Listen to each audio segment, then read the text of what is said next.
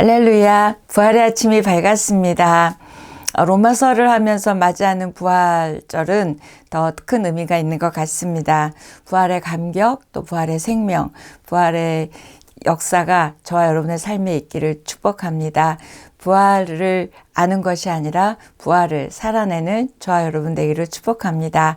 로마서 2장입니다. 1장에서 많은 사람들이 하나님을 거부하죠. 하나님 두기를 싫어했다 그랬어요. 그래서 그 하나님 두기를 싫어한 사람들의 죄에 대해서 이야기했습니다. 하나님의 진노 가운데 내어버려진 자들이 어떤 죄악, 어떤 악행을 했는지 불경건과 불의에 이어서 21가지의 악행을 쭉 나열했었습니다. 그걸 보면서 우리 하나님을 믿는 우리들, 특히 2장은 유대인에게 바울이 썼는데요. 그 유대인들이나 우리들은 적어도 나는 하나님을 믿지 않는 죄 또는 하나님을 마음에 두기를 싫어하지 않는다. 이런 것 때문에 우리는 그 정도 그들만큼은 죄인이 아니라고 생각하고 또 철저하게 자기 자신에게 절망하지 않습니다. 그렇기 때문에 내가 죄인이라는 깊은 어떤 의식이나 그런 자기의 그 실체를 모르기 때문에 복음, 십자가의 죽음, 또 부활에 대해서 감격하지 않고 정말 기쁜 소식일까? 이런 생각이 들기도 합니다. 아마 그 당시에 그 로마서를 읽는 독자들도 그랬을 거예요. 특히 이 독자들이 누가 있었냐면 유대인이 있었겠죠. 그 유대인들에게 바울이 굉장히 따끔하게 이야기하고 좀 질책하는 내용이 2장입니다. 그래서 1장을 읽으면서 아마 그들은 그랬겠죠. 나는 저들하고는 다르다. 저들하고는 차원이 다르다. 이렇게 얘기했을 것이고 또 지금의 유대인은 아니지만 지금의 우리 그리스도인들도 내가 뭐 사람을 죽였어? 뭐 다른 사람을 뭘 해먹었어? 뭐 이런 생각을 하면서 내가 그렇게 철저한 죄인이라고 생각하지 않는 거죠. 근데 특히 유대인들은 배타적 선민의식이 있었죠. 율법을 가지고 있었고 또 할례를 했기 때문에 그들은 구원을 받았다 또는 이방인들은 사람 취급도 하지 않았죠. 지옥의 불쏘시개라고 여길 정도로 인간 취급을 하지 않을 만큼 자기들은 저 악인들하고는 다르다고 생각했습니다. 사도 바울은 2장에서 하나님도 알고 있고 또 하나님을 믿고 있는 유대인들 또 지금의 영적 이스라엘된 우리들에게 굉장히 심하게 공격하고 있습니다.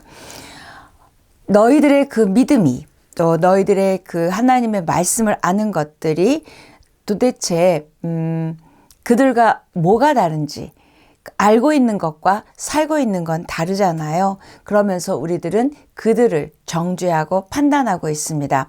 그 정죄하고 판단하는 우리들에게 또 유대인들에게 바울은 그 판단이 정말 맞는지 정당한지 질문하고 있습니다. 그게 1절인데요. 그러므로 남을 판단하는 사람아 누구를 막론하고 네가 핑계하지 못할 것은 남을 판단하는 것으로 내가 너를 정죄함이니 판단하는 내가 같은 일을 행하니이다. 하나님의 진노라는 주제를 담고 있었던 1장 을 지금 뭐라고 이어서 이야기하죠? 1절에서 그러므로예요. 결국 1장에 하나님의 진노하고 무관하지 않다는 거예요. 누가? 유대인들이나 하나님을 믿고 있는 우리들이 그렇게 이어져 가고 있습니다. 결국 하나님의 진노는 불경건, 불의, 하나님 두기를 싫어했던 또 악행을 행했던 그들이나 또 그 악행을 판단하는 유대인이나 똑같이 판단하는 죄 때문이라도 지금 하나님은 그 하나님의 진노에서 예외되지 않음을 지금 2장 1절에서 이야기하고 있습니다. 특히 1절에는 판단하는 사람아, 이 판단이라는 단어가 3번씩이나 나오게 되면서 유대인들은 이방인을 판단했겠죠. 또 우리 그리스도인들은 하나님을 믿지 않는 사람들을 판단하고 아니 우리들끼리도 판단합니다. 근데 이 판단이 얼마나 큰 죄악인지 또 우리는 누구도 판단할 수 없습니다. 예를 들면 저 사람 되게 이기적이야 이렇게 이야기하지만 정말 내 자신은 또 얼마나 이기적인가요? 이기적이 아닌 사람은 저는 본 적이 없거든요. 그러니까 우리는 누구를 이기적이라고 판단할 수 없는 사람들이에요. 그런데 지금 당장 그 어떤 행동에 대해서 내가 이기적이지 않다고 그렇게 우리는 판단해서는 안 되는 거죠. 이 판단이라는 단어에서 자유로울 수 있는 사람은 아무도 없는 것 같습니다. 사람은 본능적으로 다른 사람을 판단하고 정죄하죠. 이 판단하고 정죄하는 그 내면을 깊숙이 들어가 보면 우월의식이 있어요. 나는 저렇지 않다 라는 우월의식과 또 하나는 나는 저들보다 낫다 라는 어떤 그런 마음도 갖고 있습니다. 결국 내가 저들과 똑같다 라고 인정하지 않는 게 결국 그러기 위해서라도 사람들은 판단하죠. 왕따를 당하지 않으려고 아이들을 왕따한다고 학생들이 그런 이야기를 들은 적이 있어요. 그런 것처럼 나는 저 죄는 없다라고 우리가 벗어나려고 우리는 혹시 다른 사람을 판단하고 있지 않은지, 또 내 생각과 또 내 마음하고 다르다고 우리는 쉽게 판단하지는 않는지, 여러분에게 판단은 어떻게 되어 있는지 오늘 1절부터 굉장히 우리를 무겁게 하고 있습니다. 저도 굉장히 판단이 빠른 사람이거든요. 저도 이 죄에서 자유롭지 않은 자인 것 같습니다. 바울은 그러면 이렇게 우리로 하여금 너 판단했지? 너도 죄인이야? 이걸 알려주려고 하는 게 아니라 이렇게 근본, 뿌리, 이 사람의 본질은 다 죄인이라는 거예요. 다 본질 똑같고, 그렇기 때문에 우리 모두는 하나님의 진노에서 제외될 수가 없고 하나님의 진노가 올 수 있는 사람들이기 때문에 하나님의 의가 필요하다는 걸 지금 말하고 있습니다. 잘못한 사람들을 보고 잘못됐다고 말하는 게 뭐가 잘못됐고, 또 적어도 나는 그런 잘못은 안 하지, 이렇게 생각하는 유대인들이나 우리들에게 이야기합니다. 그런데 과연 정말 그런지 마태복음 5장에 보면 이렇게 얘기합니다. 간음하지 말라. 그렇게 얘기하면서 음욕을 품고 여자를 보는 자들은 이미 간음했다고 이야기하죠. 결국 난 간음 안 했어. 이렇지만 음욕을 품지 않은 사람이 있을까요? 다 간음한 것입니다. 그러면서 누가복음 6장 37절에 비판하지 마라 이야기합니다. 이렇게 모두는 판단, 비판, 정죄에서 우리는 자유로울 수 없음을 이야기합니다. 유대인들에게 지금 열심히 율법을 지키던 유대인들도 그렇게 판단을 했고요. 또 유대인들은 판단 정도가 아니라 아예 이방인들을 인간 취급하지도 않았다고 했잖아요. 그래서 이 심중에 있는 우리의 죄성이요. 자기는 의롭고 또 나는 우월하고 이런 어떤 이 모든 게 사실은 죄성이거든요. 이런 모습들을 지금 2장에서 바울은 고발하고 있습니다. 자신들이 죄인이라는 걸 받아들일 수가 없었어요, 유대인은. 그래서 예수 그리스도를 믿고 죄사함을 받아야 되고 하나님의 의가 필요하다라는 이야기를 그들은 절대로 받아들이지 않았습니다. 그게 2절 3절인데요. 이런 일을 행하는 자에게 하나님의 심판이 진리대로 되는 줄 우리가 아노라. 이런 일을 행하는 자를 판단하고도 같은 일을 행하는 사람아, 내가 하나님의 심판을 피할 줄로 생각하느냐. 지금 읽어드린 2절 3절은 유대인들이나 그리스도인들에게 굉장히 충격적인 말씀입니다. 왜요? 우리도 심판을 받는다는 거예요. 특히 어떻게 해요? 진리대로 심판을 받는데요. 근데 이 진리대로 심판, 진리대로를 헬라어로 보니까 실체대로, 우리가 행한 대로 심판을 받는다고 말하고 있습니다. 율법을 갖고 있고 또는 할 일을 받아서 자부심을 갖고 있고 다른 사람하고는 다르다고 생각하는 그들이 막상 그들 판단했던 이방인들하고 다를 바 없이 똑같이 지금 심판을 피하지 못한다고 2절 3절은 이야기하고 있습니다. 드러나는 행동은, 악한 행동은 안 했지만 본질, 뿌리는 똑같다는 이야기를 하고 있으면서 그러니까 누구도 판단하지 말라고 이야기합니다. 유대인에게 한 말이니까 나한테 상관없다가 아니라 지금 오늘날 그리스도인들에게도 해당하는 말입니다. 하나님의 심판은 진리의 말씀에 의해서 이루어지고 그 기준은 유대인이든 또는 뭐 악한 자든 또 그리스도인들은 똑같이 적용된다는 말씀을 하고 있습니다. 주님 외에는 아무도 판단할 수 없습니다. 그렇죠? 그래서 우리는 행동만 안 하면서 그렇지 않은 척 하지는 않았는지, 또 우리가 얼마나 우리도 심판이 판단이 빠른 자인지 회개하는 시간이어야 될 것 같습니다. 50보 100보라는 그런 말이 있죠. 조금 죄를 더 짓고 안 짓고 또는 사람을 죽이고 안 죽이고의 차이지만 사실은 말로도 사람을 죽였고 형제들에게 나가라고 또는 미쳤어 이렇게 말하는 것도 다 죄고 심판받을 일들입니다. 본질적으로는 이렇게 우리 모두는 죄인입니다. 그러니 저와 여러분이 다른 사람을 비난하고 판단하고 정죄하기보다는 자기 자신의 죄성, 철저하게 자기 죄에 대해서 좀 더 민감해지고 또 남을 판단할, 정죄할 에너지를 있다면 우리 자신을 점검하고 우리가 회개하는 데 써야 될 것 같습니다. 타인을 판단하고 정죄하기 이전에 자신의 죄에 대해서 좀 더 민감해지는 로마서 읽기가 됐으면 좋겠고요. 그 말을 4절 5절 이렇게 얘기합니다. 혹 내가 하나님의 인자하심이 너를 인도하여 회개하게 하심을 알지 못하여 그의 인자하심과 용납하심과 길이 참으심이 풍성함을 멸시하느냐. 결국 우리가 내가 회개하지 않는 거는요. 여기 지금 5절에도 보니까 다만 내 고집과 회개하지 아니한 마음을 따라 진노의 날 곧 하나님의 의로우신 심판이 나타나는 그날에 임할 진노를 내게 쌓는도다.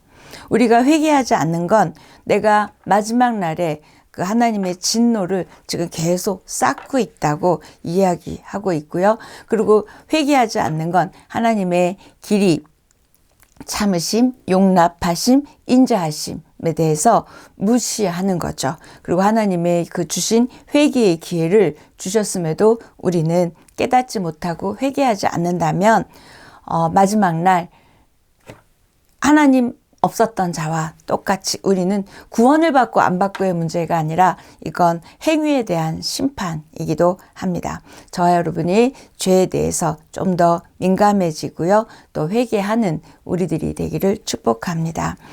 6절 하나님께서 각 사람에게 그 행한 대로 보응하시되, 행한 대로래요.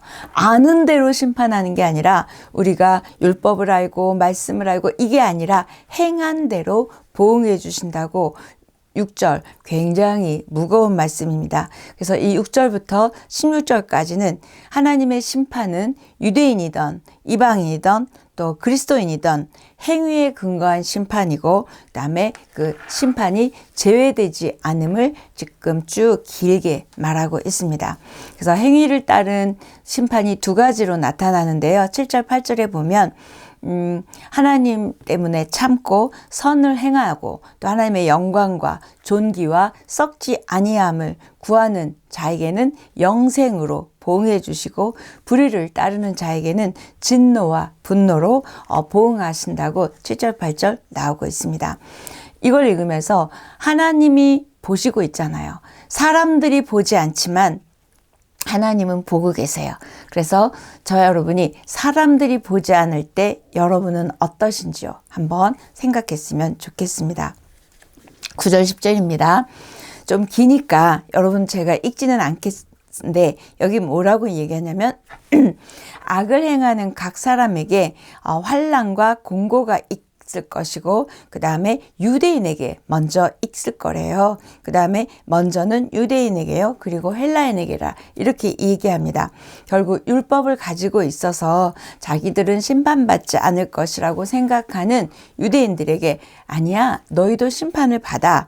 특히 너희 먼저 받아 라고 이야기하고 있습니다. 그러니까 선과 악에 대해서 행위대로 심판하는 것에 있어서 유대인이건 헬라인이건 지체하지 않고 하나님이 보응하신다는 의미로 말하고 있습니다. 12절 무릇 율법 없이 번제한 자는 또한 율법 없이 망하고 무릇 율법이 있고 범죄한 자는 율법으로 말미암아 심판을 받으리라. 율법 없는 이방인, 헬라인이겠죠. 이들은 율법을 받지 않았기 때문에, 하나님을 믿지 않았기 때문에 심판을 받는다면, 율법을 갖고 있고 알고 있는 유대인이나 우리들은 뭐예요? 그 율법을 지키지 않아서 우리가 심판을 받는다고 말하고 있습니다. 그래서 13절에 보면 하나님 앞에서는 율법을 듣는 자가 의인이 아니요 오직 율법을 행하는 자라야 의롭다 하심을 얻으리니, 이렇게 하나님은 그리스도를 통해서 모든 심판을 하시겠죠. 그리스도를 통해서 심판하실 그때에 율법을 가진 자, 또 듣는 자, 이렇게 심판하는 게 아니라 율법을 행한 자, 율법을 행하지 않은 자로 기준을 삼으신다고 지금 13절에서 말씀하고 있습니다. 저와 여러분이 교회를 다니고 또 복음을 믿고 안다고 해서 심판에서 자유롭지는 않음을 이야기하고 있죠. 왜요? 율법을 듣고 아는 게 아니라 율법을 행하는 자가 의롭다고 이야기합니다. 그래서 우리는 누구도 의로울 수가 없어요. 왜요? 그 율법을 다 행할 수 있는 사람은 없기 때문입니다. 지금 바울은 그래서 하나님의 의가 우리 모두에게 필요했고, 그래서 우리 모두는 이렇게 복음이 필요하다는 이야기를 지금 2장에서 하고 있습니다. 이 칼날 같은 말씀 같아요.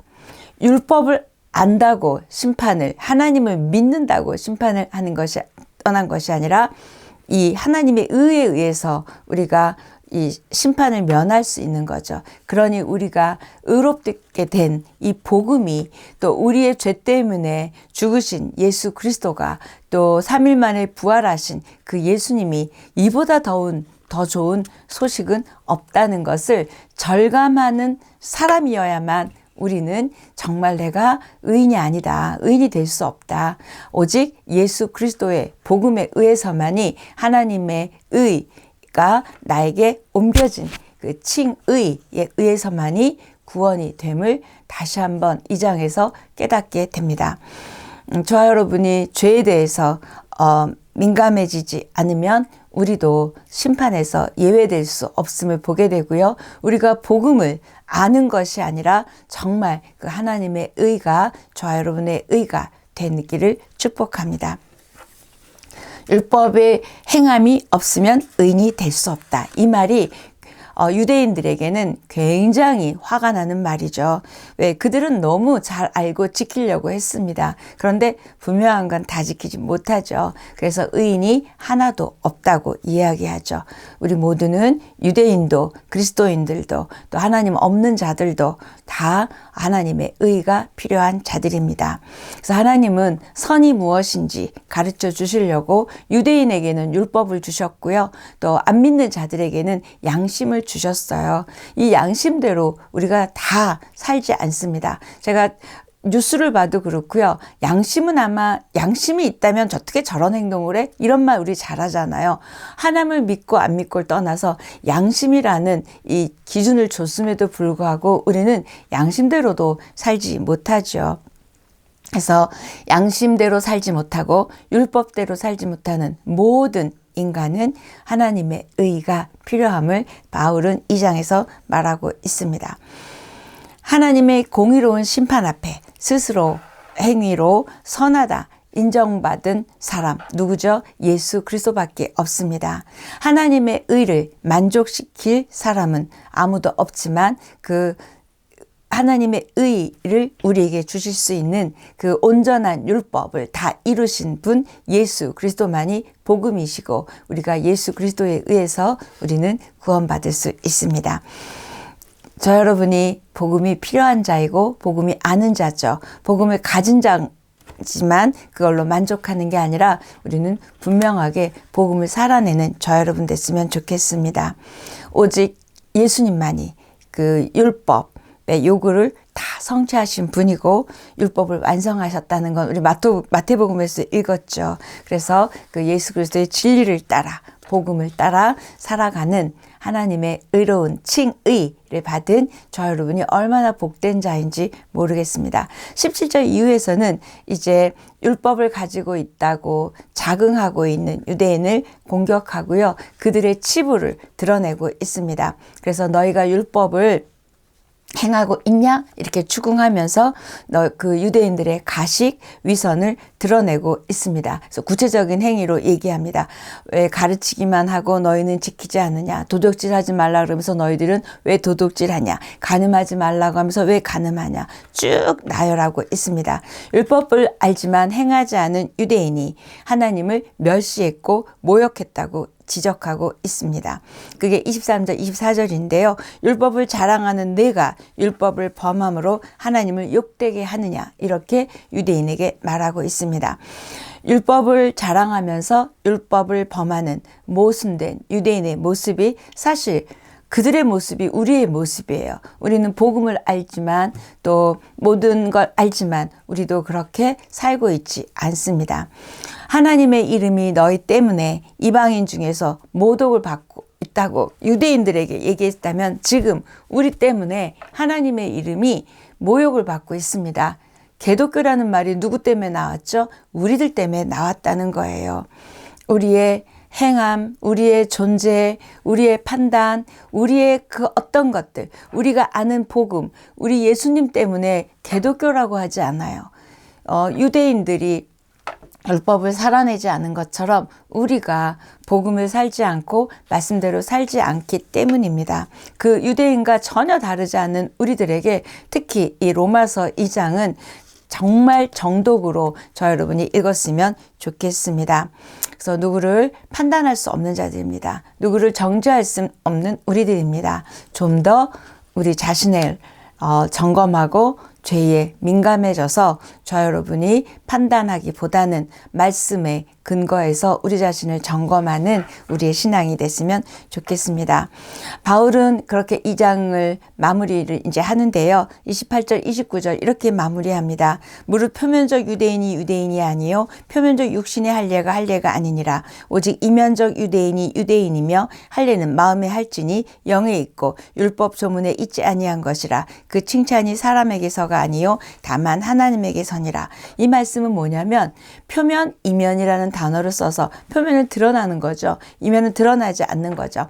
드러난 것으로 유대인이 아니고 율법을 알고 할례를 받은 게 유대인이 아니라는 거예요. 우리가 표면적으로 나 그리스도인이야, 교회 다녀, 이게 아니라는 거예요. 이면 보이지 않는 우리의 존재와 삶과 행위와 이것들이 바로 그 영에 의해서 우리가 그렇게 드러난다는 이야기를 하고 있습니다. 보이는 것이 아니라 보이지 않는 마음의 할례를 강조하고 있고요. 이 마음의 할례가 어디에 있대요? 영에 있다고 지금 28절, 29절 이야기합니다. 우리의 마음의 할례, 저와 여러분이 마음의 할례 받으셨는지요? 마음의 할례는 어떻게 해요? 영에 의해서 우리의 생각과 판단과 기준과 모든 것이 완전히 달라지는 거죠. 그래서 성령에 의해서 마음의 변화를 받아 믿음으로 하나님께 순종하게 된 것이 마음의 할례를 받은 것입니다. 저와 여러분은 자신에게 질문해야 할 것 같습니다. 정말 내가 마음의 할례를 받았나? 그래서 내가 정말 마음과 생각과 삶이 달라졌나? 여기에 너무 당당하지 않은 거죠. 또 하나 질문은 내면적 그리스도인입니까? 아니면 겉으로만 드러나는 그리스도인입니까? 이렇게 질문을 자기 자신에게 해봐야 될 것 같아요. 우리는 표면적 그리스도인 수가 많다는 거예요. 그러면서 그렇게 1절처럼 우리는 쉽게 판단하고 정죄한다는 거죠. 왜요? 복음을 알아, 말씀을 알아. 이렇게 하면서 우리는 마치 심판과 판단에서 제외된 것처럼 생각하는 우리들이나 그 당시 유대인들에게 지금 바울은 굉장히 신랄한 공격을 지금 하고 있습니다. 저와 여러분이 죄에 민감해져서 좀 더 우리가 내 믿음과 또 내 삶에 대해서 점검해보고 또 하나님의 의가 필요한 사람임을 잊지 않고 회개하고 또 자복하는 그런 심령, 또 마음의 할례를 받은 그런 겸손한 하나님의 사람들이 되기를 바랍니다. 하나님의 의가 필요한 자라는 걸 끝끝내 하나님 앞에 설 때까지 우리가 놓치지 않는 것이 바로 복음을 알고 복음을 살아내는 자의 삶이 될 것입니다. 그렇다면 겸손할 수밖에 없고요. 그렇다면 정죄와 판단보다는 우리가 복음으로 인해서 의로운 자가 된 것에 기뻐하고 감사하고 감격하며 우리를 이렇게 의롭게 해주신 그분을 위하여 살아갈 수밖에 없는 우리들의 삶이 될 것 같습니다. 여러분, 우리가 좀 더 죄에 민감해지는 표면적 그리스도인이 아니라 이면적 그리스도인이 되기를 축복합니다. 오늘 여기까지 하겠습니다.